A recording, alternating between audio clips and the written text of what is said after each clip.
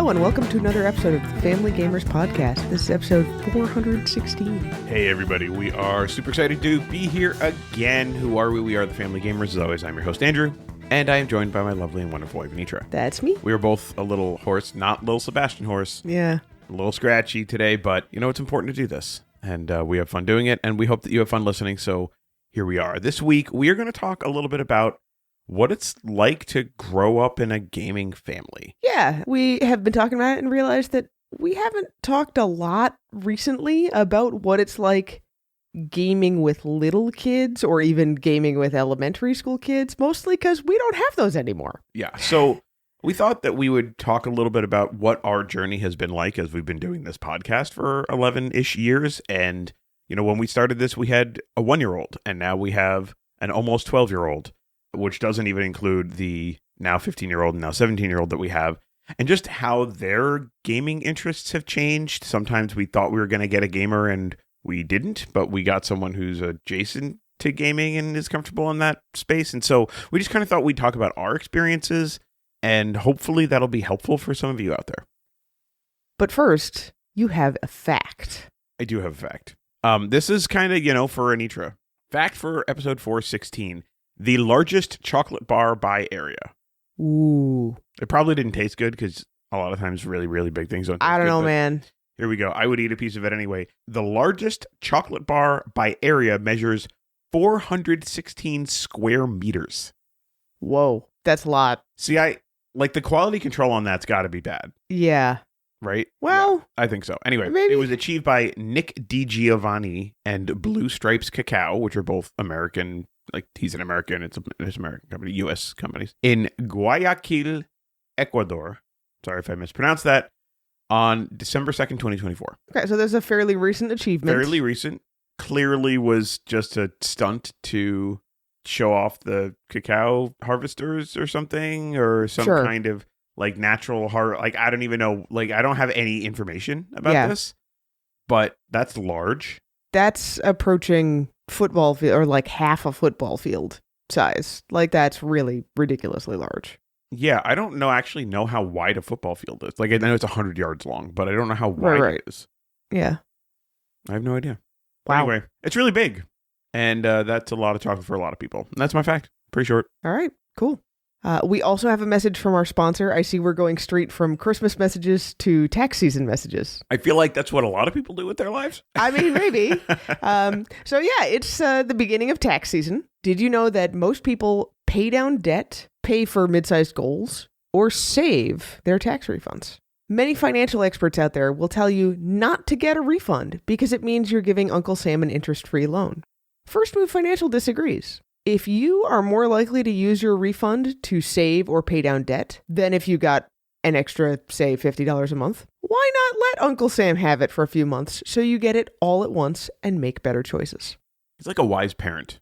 Yeah. Although Uncle Sam these days... Uncle Sam is not a wise parent. But First Move... First Move, wise parent. He gives good advice. Mm-hmm. If you want to talk to First Move about other habits you can build to take that next step toward your goals, go to firstmovefinancial.com/familygamers to schedule a call.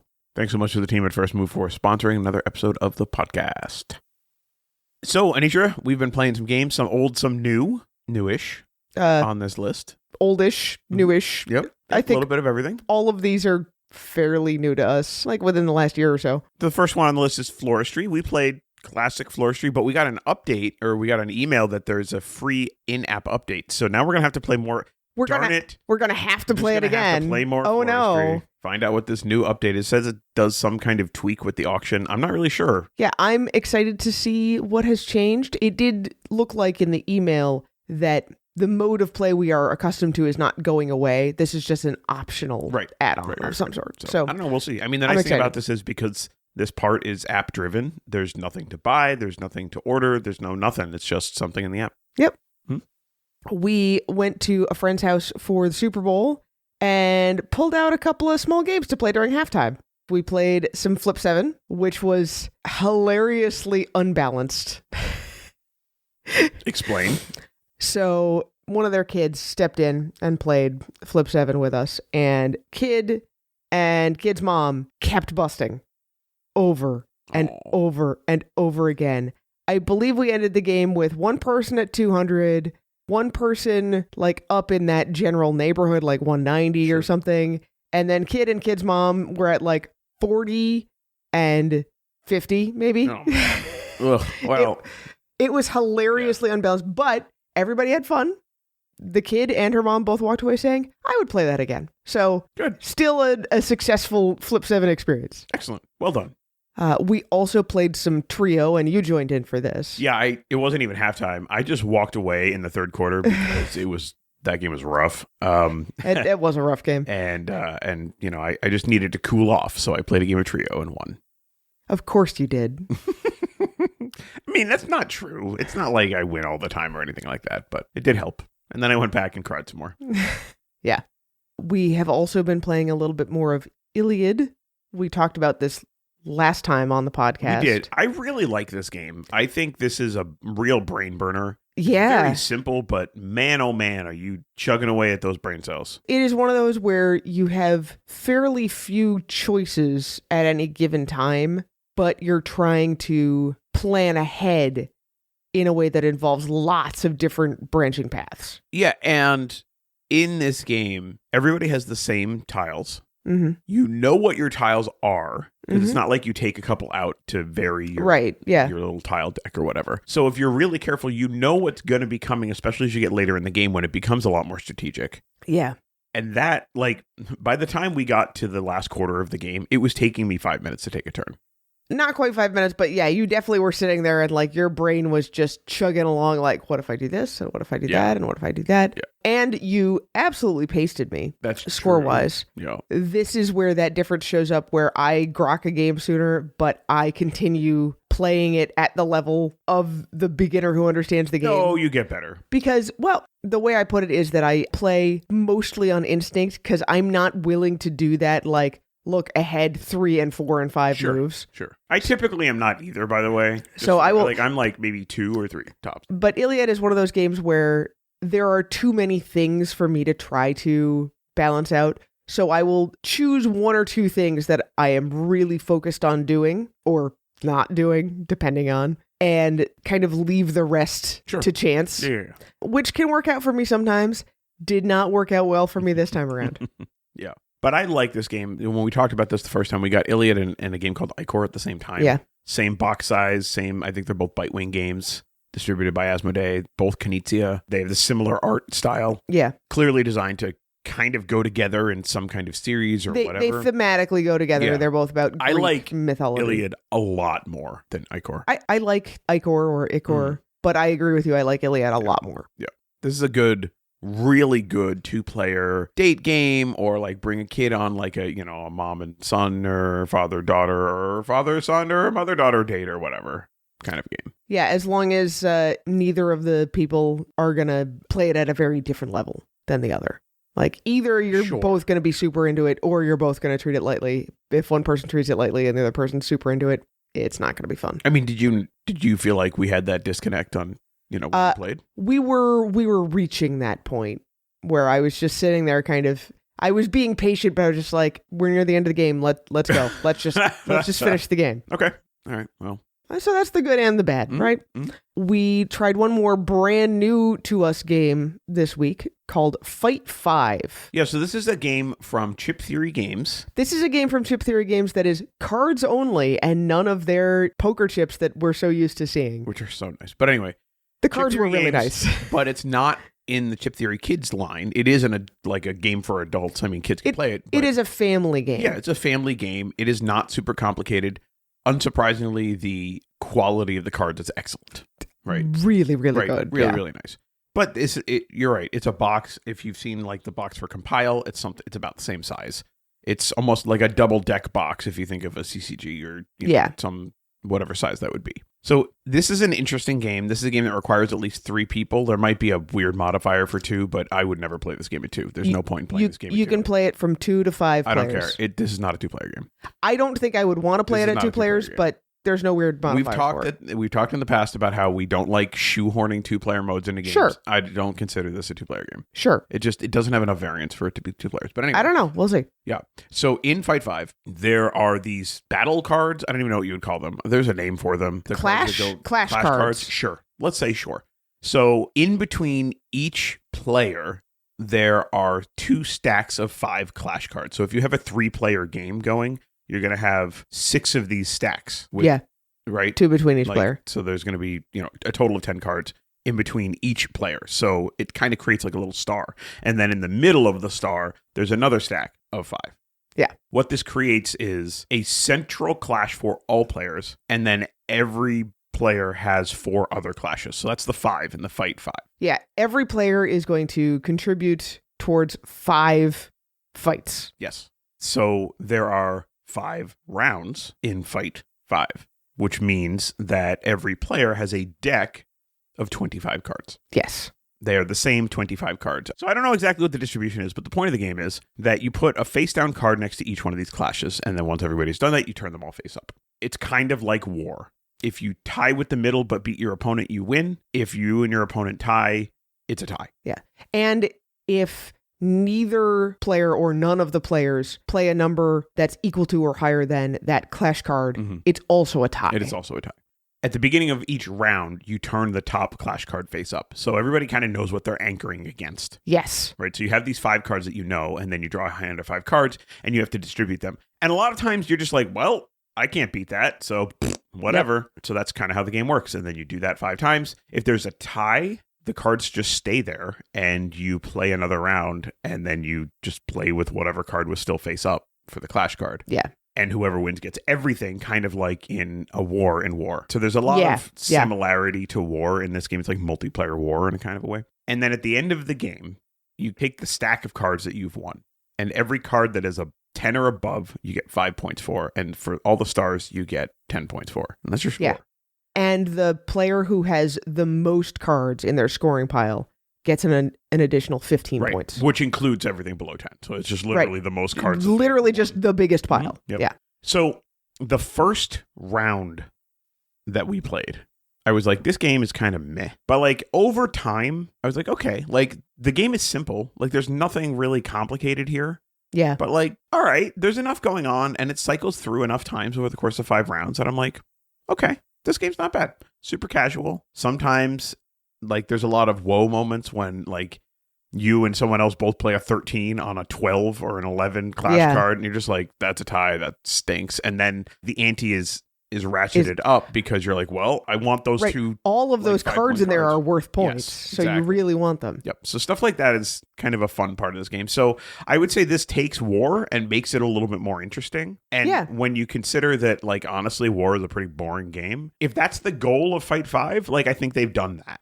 Right? I don't think this is a game that's going to blow anybody away or whatever, but it's a simple family weight game that takes a tried and true kind of formula and twists it a little bit and makes it a little more interesting. It both gives you a little bit more depth and allows you to go up to 5 players, which is not nothing. Like, that's something we've realized a lot with our family, is taking something that was intended for 2 players and let you do it at 3 or even 4 is nice, but letting you do it at 5 players is awesome. I am looking forward to trying that with our family. Yeah, look, it's also war with decision space. Yeah. Which is great. Like, one of the problems with a game like War is you're just flip, win, tie, down, down, down, flip. Oh, like there's no decisions to make in that game. And in Fight 5, since you're allocating those 5, like, yes, it's a tightly scoped decision space because you only have 5 cards and you can't do anything to like swap them out or anything like that, but you're making choices, and that's important. Yeah. You are still very subject to the luck of the draw. Sure, yeah. Both you and I had moments where we drew a hand where just the cards were ridiculously low. Mm-hmm. So you look at it and be like, well,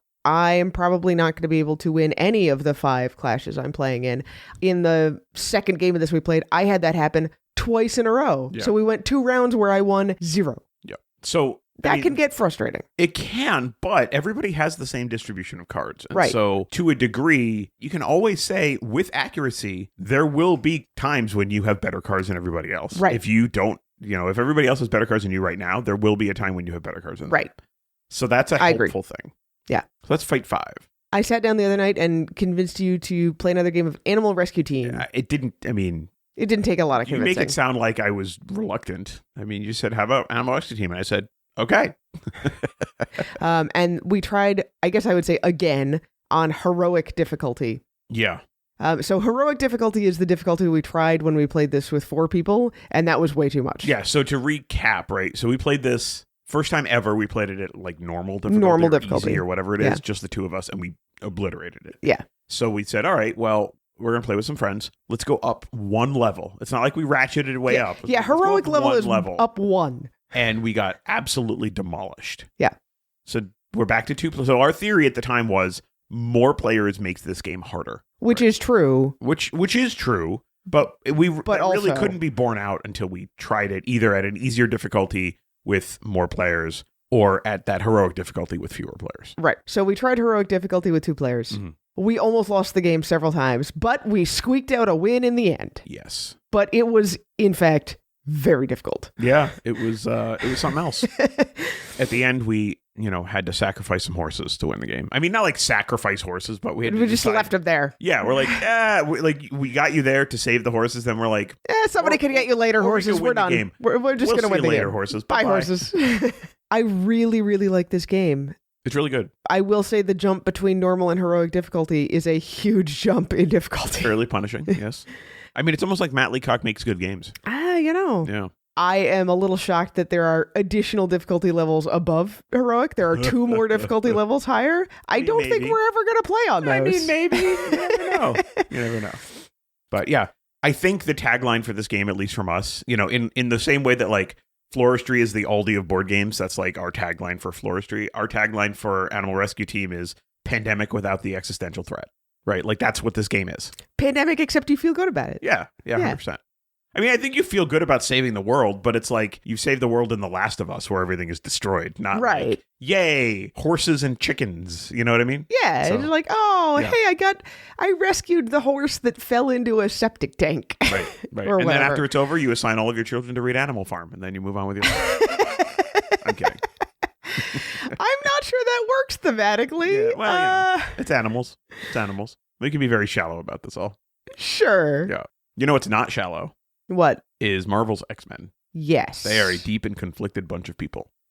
Yes. Unless you're playing Dice Throne, in which case it's just art. There's no story. You're throwing dice and Chucking dice and taking names of Yeah. other X-Men. of other X-Men.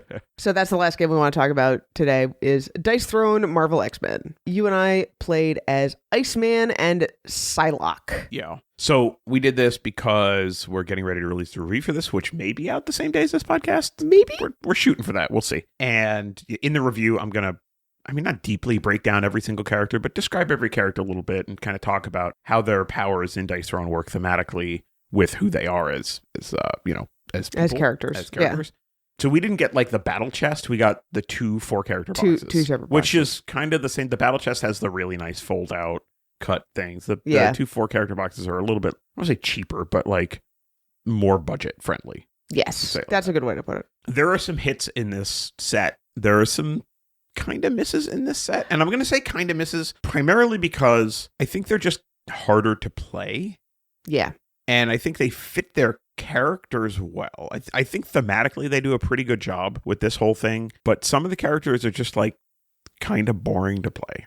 Or just it's not interesting. Or to do the really fun thing, it would take so much to happen to go right. And that's always kind of been one of our issues with Dice Throne. With Dice Throne, yeah. Is if you're a strategic gamer, like it's battle Yahtzee, guys. Like there's a lot of luck involved in this game. Yeah. And sometimes you can mitigate it and other times you can't. And the ways in which you can mitigate it, sometimes you don't have time to build up all of the tools to mitigate bad dice rolling. Mm-hmm. You'll end up dead. So there's a careful balance there. And, I think for us, there are 4 characters that we really liked across the 8 and across both boxes. Of course, it's not like one box is great, one box is right. And there are 4 characters that are either meh or I didn't really care for this. And, I think we could go back around, and I don't think we will before the review, but I think we could go back around and just take the 4 that we like and play those against each other and see how that feels. Sure. Which is, kind of an interesting experiment of it all. But I just think there's hits and misses in this. I think people have characters that they love, their Yeah. favorite characters from Marvel's X-Men, and they're going to feel good about playing those characters usually.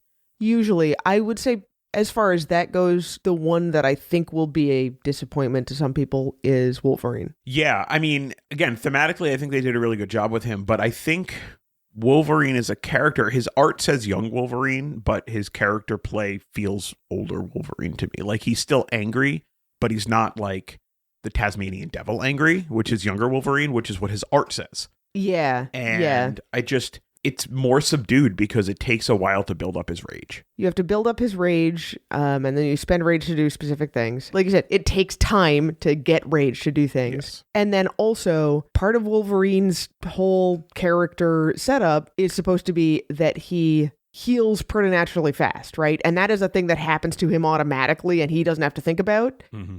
In Dice Throne, he gets more opportunities to heal than your average Dice Throne character, but it's always something you have to choose to do. Mm-hmm.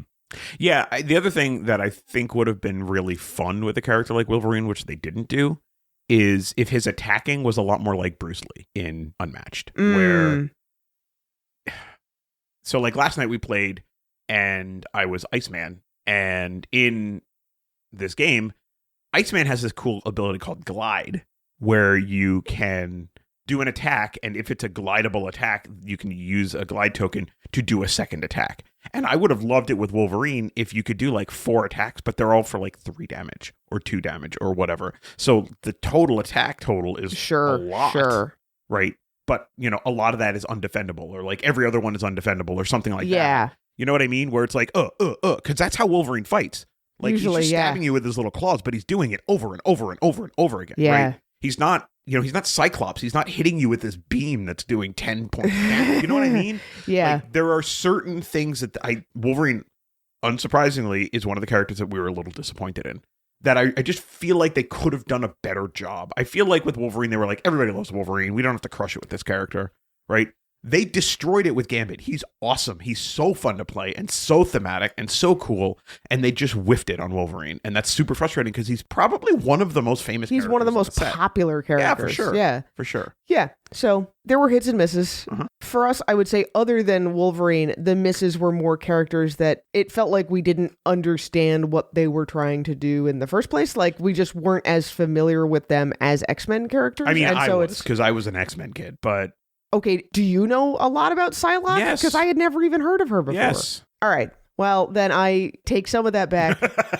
Well, look, this is true for any game. If you're not into the theme, like, it's going to impact your joy of the game. And that's fine. It's why I will say there are a couple of characters in this Marvel X-Men set I loved and thought they did a great job with. But if I'm playing Dice Throne, honestly, I would stick with the non-IP characters, because I feel like, for me anyway, those are just way easier to get into and understand what they're trying to do. I think some of that is like the world building is not better, but just because it doesn't assume that you know anything on the back. Well, end. yeah, I think that's part of it. I think part of it is you're not bringing anything to the table. I also think that it was earlier in, with the games that we have, right? So Dice Throne Season 1 and Season 2, they were just less complicated characters, period. Like the tactician in Season 1, or maybe he's Season 2 character. He's like the most complicated of them all, except for maybe the Huntress, because she's got the tiger. But they're not that complicated compared to these X-Men characters. And so if you're just a casual Dice Throne player, you really need to bring something to the table to immediately click with these IP characters, because they're just more complicated in general. And if you're not a heavy duty Dice Throne player, and which is fine, there's no judgment on that, then it's going to make sense that you're going to prefer Season 1 and Season 2, because they're just easier to instantly understand. I totally get that. That makes a lot of sense. Good. Yeah, nothing wrong with that. All right, so that's what we've been playing. Nothing else. Yeah, not great. Like, I looked at my list. I think I played like 5 games so far this month. Well, you've played more than 5, because we just talked about 7 and you played 6 of them. So well, whatever. I don't know what it was last Thursday that I looked and I'd only played like 3 games or something like that. Well, and that's why then I stepped it up and I was like, "Hey, honey, you want to play Animal Rescue Team? You want to play this other thing? Appreciate you. Let's go."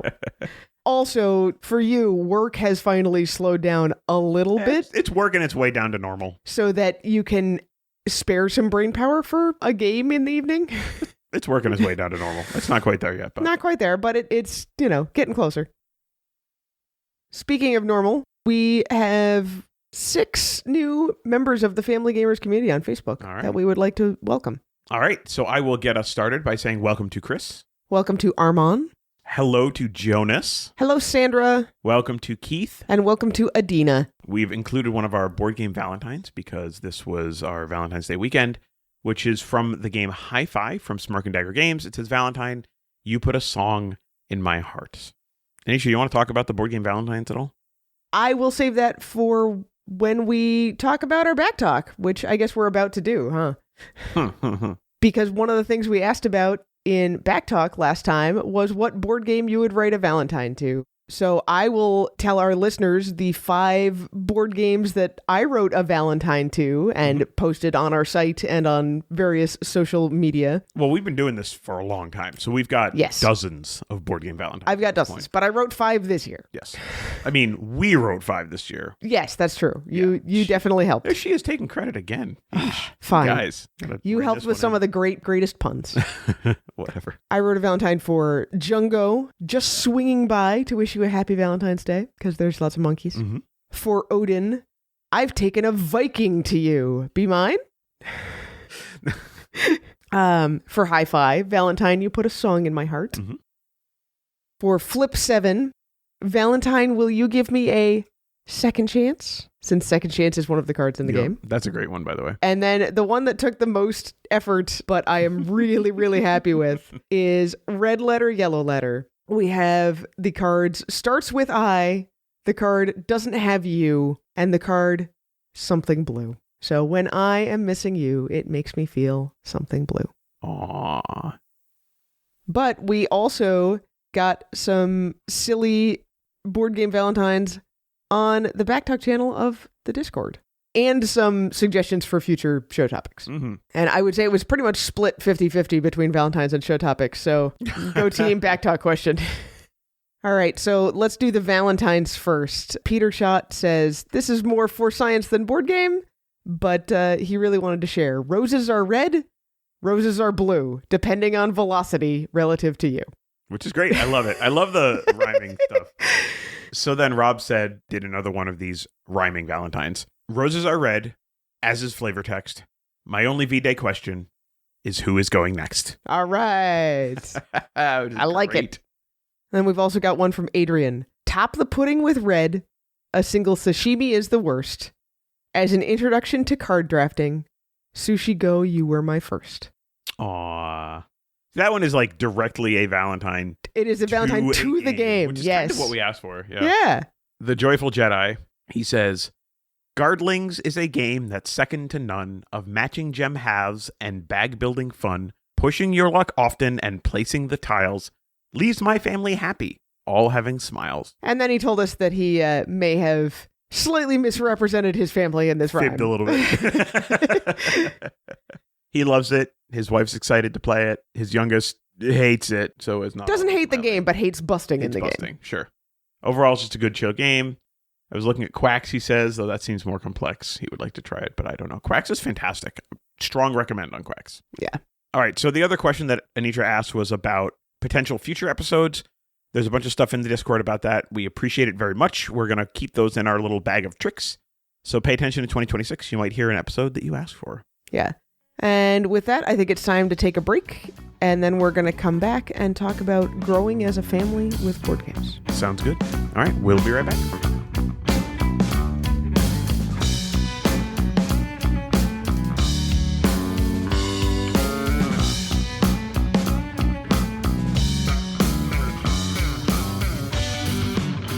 And we're back. So, we're going to talk about how our family grew as board gamers, I guess. And we'll start by talking about when the kids were really little. Well, I think the easiest way to do this, I mean, we've always played board games. We played board games together in college before we were even engaged, let alone married, let alone had children. So board games have always been a part of our life. But I think what's really interesting, unique, an opportunity for us to kind of talk about on this show is, let's look back 11 years when we started the Family Gamers. We had a 1-year-old and a 4-year-old and a 7-year-old, roughly. Yep. So at that point, you know, what did gaming look like for us? Gaming for us was something where 2 out of our 3 kids really couldn't participate, But what we had to do to help them feel like they were engaged in what was going on was an important part of the equation, because a 4-year-old, you can't just play a board game and let your 4-year-old wander around the house, right? Like that doesn't work, even if you're trying to incorporate something for your 7-year-old. Yeah. You definitely can't let your 1-year-old wander around the house at all. Okay. Especially that 1-year-old. Well, that's not, you're not wrong about that. I mean, I'm really thinking this is a point before which the 1-year-old is really mobile, right? Like, or you could put a 1-year-old in like one of those play pen things or something like that. Like the 4-year-old, you can't really do that with. Yeah. So if we actually step back even a little bit further, before we started the podcast, before we had 3 kids, when we only had 2 kids, and life felt kind of sort of manageable. Well, we were still playing man-to-man defense. Yes.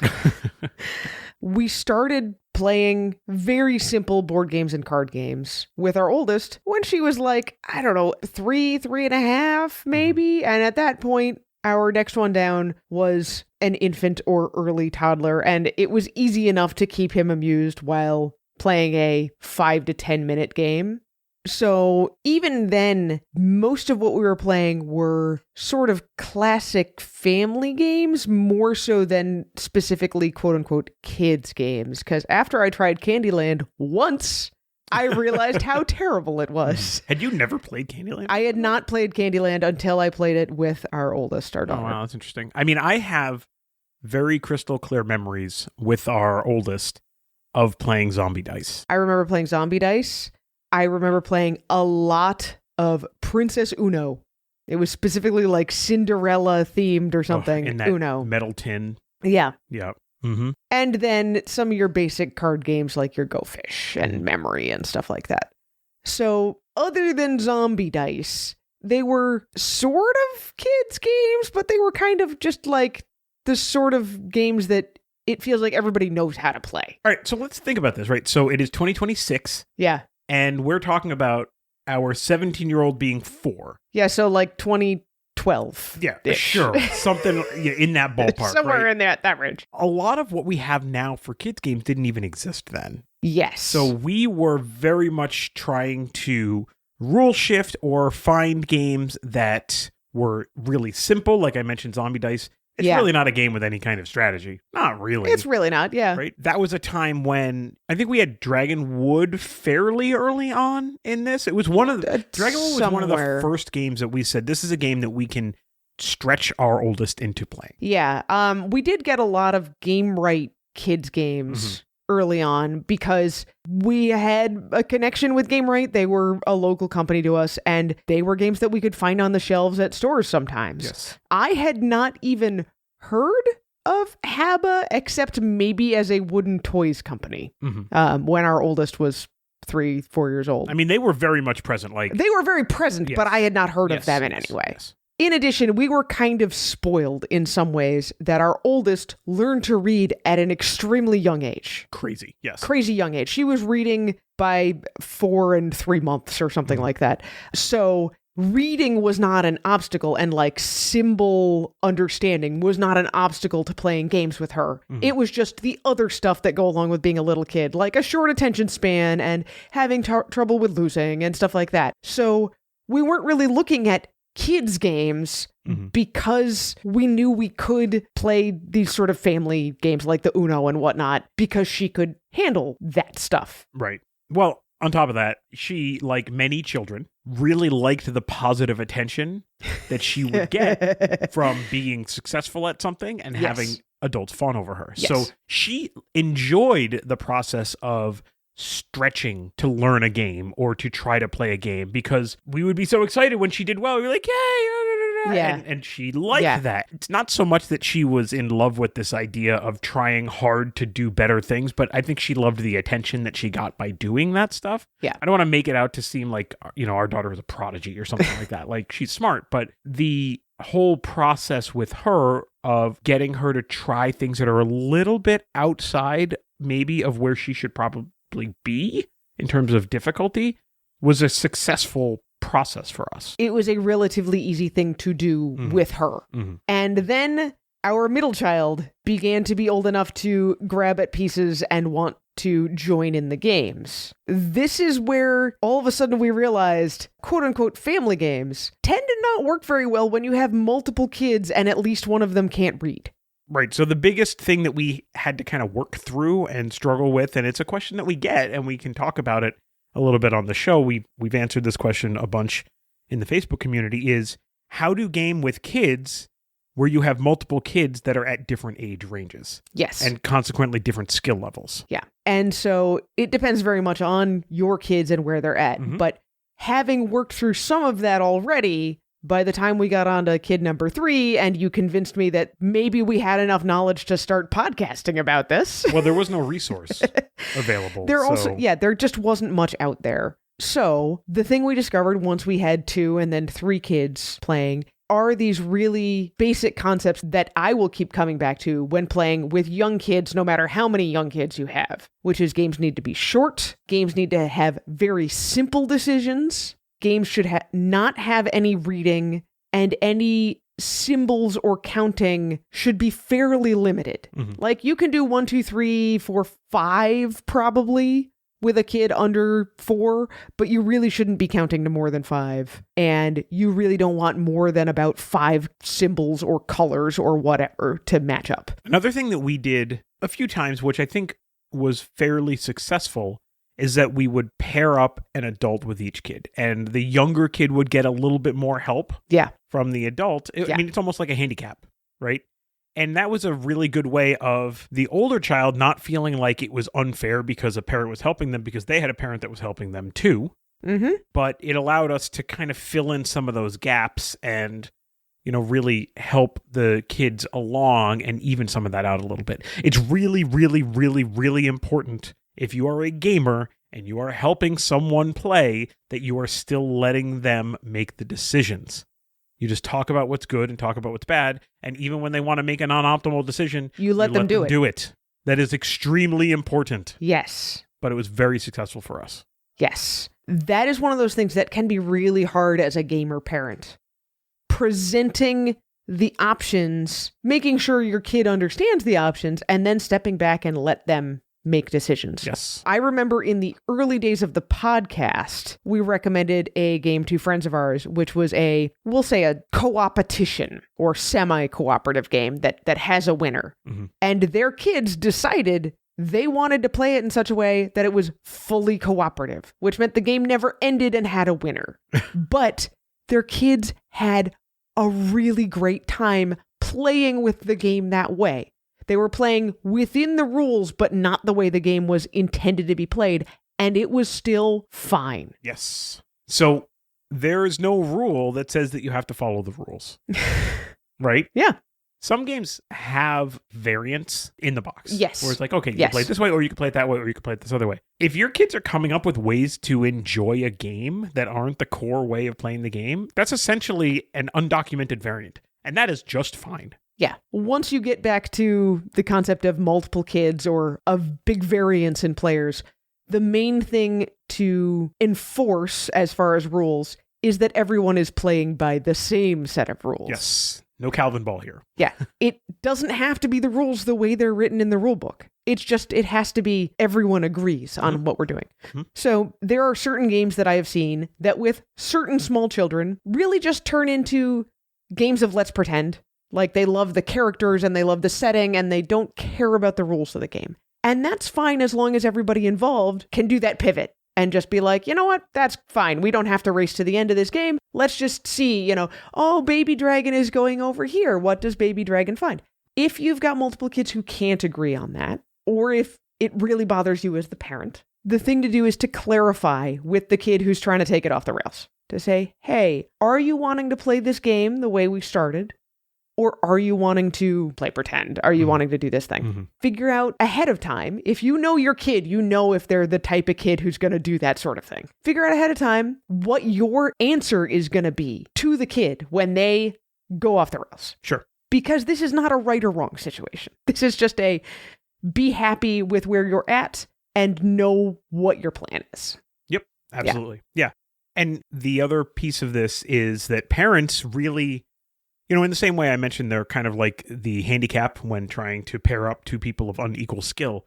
Parents very often have to be the proxy for a lot of this stuff. So if you're having this conversation, be prepared for your child to want to do it in a way that doesn't necessarily agree with what everybody else wants to do. And there may be an opportunity there, or a forced opportunity there, we'll say, where parent, you get to be the proxy and you get to play it the way that the kid wants to some other time or something like that. Because look, this goes back to the how do I get my kid to like playing board games? Right? The answer is you don't. But the other answer is you want to say yes as much as possible. And so it is on you as the adult to figure out how to say yes. It might be that you say yes later, but you want to try not to say no. I mean, look, there are times when you have to say no, right? And I'm not trying to say like your kids should run the roost and but with something like this, with a kid that might not want to play it strictly the way it's supposed to be played, like heaven forbid that you put the Lego set together not the way the Lego set says that the Lego set gets put together, right? Or whatever it might be, it's your job as the parent to allow them to have that creative space. Yeah, I agree. Yeah. I agree. So that's really young kids, and that's playing with like a 1-year-old and a 4-year-old, for example. Yeah. Let's shift 3 or 4 years down the line. So now we've got a 7-year-old and a 4-year-old and a 1-year-old. Yes. So what does that look like? So what that looks like is desperately trying to corral the 1-year-old so that the other two can play games. Sure. Yep. Especially our 1-year-old. Yeah. But realistically, what that usually looked like was a lot of one-on-one. Not very much of both of those older kids who are still very young playing at the same time. Yep. Unless it was like you described earlier of both parents involved. Even if it's 7-year-old is playing by themselves, 4-year-old is on a team, other parent is still involved in the game in such a way as to be kind of final judge, arbiter, whatever, and also have a hand free for the 1-year-old. Right. I mean, you may find yourself playing a 3-player game where the 4-year-old is coupled with a parent, the 7-year-old is playing on their own, and then the other parent is helping the 7-year-old and also playing their own. Or something. Something along those lines. Another thing that happens a lot in this kind of area is that, especially for us, our 7-year-old was precocious. We mentioned that she was reading by 4.5. By the time she's 7 and our middle child is 4, she's been reading for 2-3 years. Yeah. Right. Reading is just like she's got reading comes naturally. She's not sounding things out and working with, I mean, that's an age where you say, oh, she's reading, but it's like, this is excruciating. No, she's just fine. Yeah. And so there are games that she can play or she can be a part of where the 4-year-old can watch and just say, I want to do that. I want to do that. Now, it's no longer that the child is trying to emulate the parent, which we all find adorable, but the child is now trying to emulate an older sibling, which none of us find adorable. So it can be adorable, but it can very easily, it can very easily slide into, though, that if the oldest is, for example, not a gracious winner, then the younger kid is going to copy that too. Well, and I was even just thinking of the older child just wanting to do their own thing. And it's like, in fact, our 17-year-old said it today. Why can't I just have my own thing for once? Yeah. Warning to you parents, that feeling does not go away, apparently. But this is, this is the idea that I'm talking about. And so, when I think back to about that time, I think about Robot Turtles. That's the game that pops into my head. Okay. Which was still very new back then. It was almost brand new. We kickstarted Robot Turtles. That was the first Kickstarter I think we ever participated in. I think it was. Yeah. And this was before BackerKit existed. And all that before GameFound existed. Robot Turtles this was before ThinkFun bought the IP. This was a Google engineer had created this game, I think, to teach his kids or something like that. Robot Turtles at that time didn't really have a robust online community. It was pretty much just this game system that parents, you had to set up for your kids. Yep. And with both of us being software engineers, this was just something that clicked with us. So we sat down with our daughter when she was 7 and worked her way through Robot Turtles and let her learn how to play that game. And our middle child, Asher, watched with rapt attention and then tried to pick up the tiles and eat them. But he wasn't trying to eat them, but he was just like, well, but why can't you do this? Because he loved the idea of it, but he didn't understand enough of the concepts yet. Right. And now, it's 15 now. It doesn't really. Now, yesterday he was explaining to me how Onshape works, and it was blowing my mind. So, yeah, it's a different world now. But the more important thing is that we were able to have this kind of proxy like adjudication for our 7-year-old, because even still 10 years ago, 2015 now, there still really weren't that many games that kids could play that weren't kiddie games, right? And 7 to 10 is where you start being like, I don't want to play air quote kids games anymore. Right. And that's why I don't want to play little kid games. That's why Dragonwood was so good. Yeah. Because it didn't feel like that, but it was definitely a game that was approachable for kids. Yeah. Coming at this as parents of multiple children, another thing that we did as our kids grew was sometimes explicitly handicapping, depending on the game, but also looking for games that would play to the strengths of our younger children. Our oldest did not always necessarily want to be involved in those games. If you go back to the very, very early days of the Family Gamers podcast, I think probably about 6 months or so in, we discovered the game Chicken Cha-Cha-Cha. Oh my gosh. Yes. And our middle child, turns out, had a nearly eidetic memory at that age until he learned to read. He had an extremely good memory. Once he learned to read, it's faded down to sort of normal background level. Normal good. Yeah. That's where he's at right now.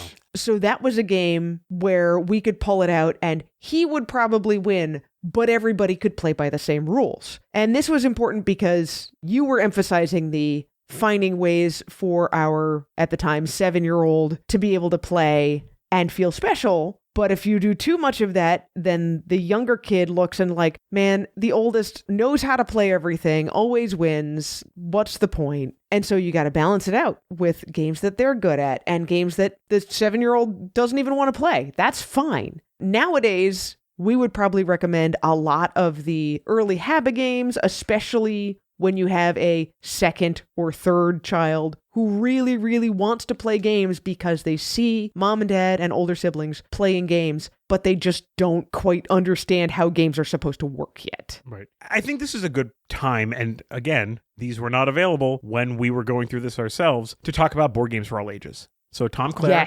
is a member of the Family Gamers community. We've reviewed his board game that he released. It's called Champion of the Wild. You can find that on thefamilygamers.com. He has a website, Board Games for All Ages, and he posts sometimes in the community, and it's great. But Board Games for All Ages has these things called B-mods. Do you want to talk about what a B-mod is? You want me to talk about what a B-mod is? Why don't you talk about what a B-mod is? So right now, I've got the B-mod for Azul open. And what the B-mod allows you to do is make some adjustments, make some changes to the rules specifically for the purpose of handicapping. And this is great because what we had to do was sit with our kids to play the games and provide kind of dynamic, rule adjustment. But if you go to boardgamesforallages.com and click on B-mods at the top, these B-mods will give you kind of tools that you can use to perform some of this handicapping. So for example, I just clicked on King Domino. I know I said it was on Azul. I just clicked on King Domino. I'm looking at that one as well. And this looks very close to how I did, in fact, play King Domino with kids under age 6 or 7. So explain. So this gives specific extra rules or rule modifications to apply. This assumes that you have gone over the basic rules of how to play the game with your children. You probably print this out ahead of time so that you have this sheet to refer to, but you also agree on a reward with one or all of the children involved, that if you can get up to, in this case, level 5, which is the full regular adult version of King Domino, if you can get up to level 5 and beat me, beat the adult, then you get this reward. But level 1 is you're not restricted to a 5x5 square kingdom, and you can arrange your tiles at any time, rearrange them however you want. And if you have a scoring area that has 0 crowns, treat it as if it actually has 1 crown. So everything will score a little bit. After they have won a game at that level, you go up to, you can still build out more than a 5x5 square, and you still get that scoring bonus when you would have 0 crowns, you treat it as 1, but you're no longer allowed to rearrange. Then if you win it with that way, then you remove that idea of being able to score the areas with no crowns, but you're still not restricted to a 5x5 square. Mm-hmm. If you win at that one, you go up to level 4, which is almost all of the regular restrictions of King Domino, except you may have 1 square outside of the usual 5x5 square kingdom. And if you can win that way, you have now graduated to adult level, which they call Empire. Mhm. And it says, if a child levels up to this level and then defeats an adult without a handicap, they earn the reward you set up when you first started playing this game. So there's a couple things going on here, right? So you can have a younger player playing at level 1 and a slightly older player playing at level 3 while you're playing at full The on, usual level the full 5. on, Yeah. right? So you can layer on these B mods and really, do a good job of equalizing the game, because, this is the work that Tom did. Yes. Equalizing the game so that a bunch of different age levels can play. And P.S., if this is something you're into, which we are, Tom could do some help with some more of these. I'm certain, because I know he listens to the podcast, that he'll weigh in the community. So, keep your eyes peeled for that, because this is really, really helpful stuff. Yeah. Anyway. I love the sheer amount of tools that are now out there for parents who are in the situation that we were in a decade ago. Highly recommend Board Games for All Ages. I see here that he also has a B-mod for Trio, one of our family favorites. Mm-hmm. He's even got a B-mod for chess. Yeah. Which is pretty impressive. All right, so we've talked a little bit about kind of this managing of different levels, and this continues as you go up, although once you're talking about like a 15-year-old and a 12-year-old, that difference is not quite as extreme unless you're getting into like really strategic stuff, Yeah. or stuff where domain knowledge is necessary. But that kind of lends us to a different conversation, which is now that our kids are, our youngest is going to turn 12 this year. Yeah. We'll have a 12-year-old, a 15-year-old, and, well, she'll turn 18 this year. Our kids are all in middle school and high school. Right. Now that they're at these ages, they're fully functioning humans. And Don't tell that to the 12-year-old. yeah. And their interactions with games are different. Yes. So now, instead of talking about how do we level the playing field so that two kids can play games together, now our kids interact with the board game hobby in different ways. Yes. So let's talk about that. Because especially with our 17-year-old who, for the mundanes, plays board games. She brings board games to social events, things like that. But for like the board game hobby people, she's not that much of a board gamer. Right. Right? Which is very different than our 15-year-old. Yes. Who is dyed in the wool. This kid plays with robotics stuff, wants to go to the college that we went to for computer science. He's a nerd. He's just a nerd. I have no problem with it. He likes significantly heavier games than I do. Yes, he likes heavy games. And I'm certainly a gamer. Right. And then there's the 12-year-old who, for all intents and purposes, like if he never plays another board game in his life, it's probably fine with him. Like he'll play games, but he doesn't bring them to the event. Yeah, he's happy to play games most of the time, but for him it takes a very grabby theme to make him actively want to play a board game. Mm-hmm. For the most part, he's into video games, he's into antiques, and and those are kind of his two main interests. He's also into antique video games, to be clear. Yes. So I'm actually going to start with him. The ways for us to bring him into playing a board game as a family, other than there is one thing we've always done since we started the podcast, which is sometimes we just sit the kids down like, hey, you're going to play this game with us because we need to play it with more than 2 people. And that's just how it goes sometimes. Yeah. Sorry, guys. We do try to be sparing about that, but also we would not recommend that unless you are a board game content creator, because sometimes that's just has to happen. Mm-hmm. But outside of that, the way we get him interested in playing a board game is, does it have a strong video game theme that he relates to? He himself picked out a much heavier game than I think he would have normally played, called Video Game Champion. Yeah. Which is all about playing and renting video games in sort of an 80s style setting. I love the conceit of that game. That you're like doing chores to earn money. Yes, and it's like, it's vacation week, so you can play a lot. Like, yep. That was me. And so that's one example of a game that really pulled him in, because it had both that video game idea and that really vintage feel to it. It worked really well for him. There have been some other video game IP related games that he's been interested in. He was also kind of into hi-fi. He was kind of into hi-fi because it has that vintage vinyl idea. Yep. He really liked Boss Monster, which is another vintagey feeling video game-ish game. So him as not a gamer is totally driven by theme. That's the point. Totally 100% driven by theme. And what I think I've realized is for our oldest, I'm going to swap back to the other end, theme is very important for her, but so is what the interactions around the table look like. She is not going to be interested in a game that is a heads down puzzle, no matter what the theme is. Right. Yeah, she is, for as much of an introvert as she is. And she is. She recognizes and values the social aspect of gaming. Yes. And the games that she will tend towards are going to be games that emphasize that social aspect. She is perfectly happy to have a party and put a bunch of games on a table that are all party games. And if they get played, great. And if they don't, that's fine. Yep. So this is what we've realized about our kids as they've grown and as they've grown up with board games in the house all the time.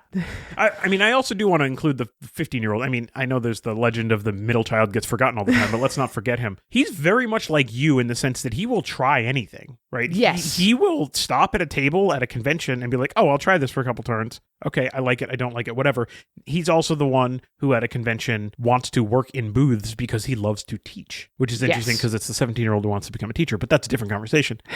So for him, it's really interesting because he'll try just about anything. He's the easy one in that way. But I just think it's so important for us to recognize and to talk about the fact that the way in which we balanced gaming between our kids at different ages when they were younger is totally different from the way in which we balance gaming between different ages when they're older. Yeah, and that's partly because gaming now is driven pretty much entirely by their interests and their free time. Right. And I just think it's really important for us to talk about and acknowledge that the dynamic between the two kids changes over time, as does our dynamic with our kids. Yeah. Right. So there's multiple layers to this whole thing. Well, and if you're dealing with a wider spread in ages than we have, because let's be fair, it's less than 6 years between our oldest and our youngest. If you're dealing with a wider age range than that, you're going to be having to balance more of both of these things. Younger kids are going to need that handicapping and education in not being a sore loser and all of that, and finding ways to keep them involved. And providing for them a safe place to fail. And providing a safe place to fail. Yep. Whereas your older kids, if they're interested in gaming at all, it's going to be more about, do they have the time? Are you approaching it in a appropriate framework for all of the other things they're trying to fit in their life? Are you bringing up games where the theme is really interesting to them? Are they interfacing with the hobby in the same way that they used to, / the same way that you do, / the same way that you expect them to? Because that's another thing that changed with our oldest. She interfaces with geek culture in a way that many people would describe her as a geek, but in a way that is fundamentally different than the way that we do. From the way that anyone else in our family does, right. really. And that's okay, right? And in some ways, our 15-year-old follows suit. A little, yeah. Our 17-year-old loves cosplay and making our own stuff and doing a lot of those things, which I don't have time for that. But our 15-year-old looks at that and says, oh, I want to do that too. But also he wants to do that kind of halfway, because really what he wants to do is play games. Really what he wants to do is play games and teach games. And for her, that's completely kind of coincidental right. to the rest of it.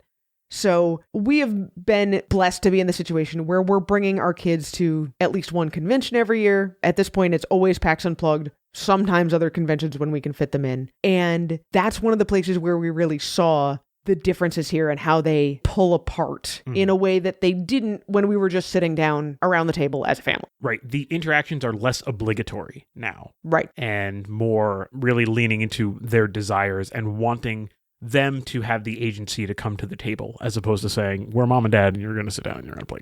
Yeah.